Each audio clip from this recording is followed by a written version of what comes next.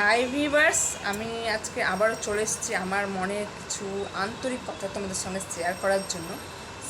কালকে কিন্তু ছিল 4 জুলাই, বন্ধুত্ব বা ফ্রেন্ডশিপের একটা দিন। কিন্তু আমি ভিডিওটা কালকে দিতাম, কিন্তু কালকের কোনো কারণে হয়নি সেটা দেওয়া। তো আজকে আমি বলছি, দেখো, ওয়ার্ল্ড বেস্ট যেটা সম্পর্ক হচ্ছে বন্ধুত্ব, যেটা কিন্তু আমরা নিজে থেকে করি।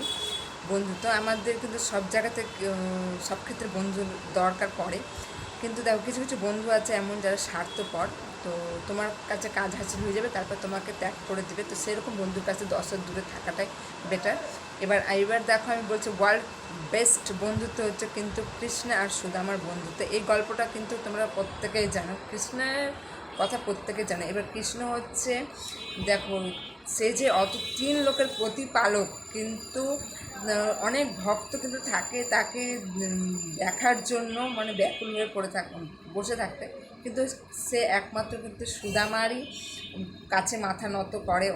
আর তার কাছে কিন্তু অনেক ধরনের খাবার দাবার এটা ওটা থাকা সত্ত্বেও সে কিন্তু এতটুকু জিনিস, কি সুদামার দেওয়া এতটুকু অন্যের জন্য সে কিন্তু অপেক্ষা করে বসে থাকতো। সেরকম বন্ধুত্ব থাকা, বন্ধুত্বের মধ্যে না থাকবে কোনো চাওয়া পাওয়া, না থাকবে কোনো মিসআন্ডারস্ট্যান্ডিং, না থাকবে থ্যাঙ্কস, এ সমস্ত কোনো কিছু থাকবে না।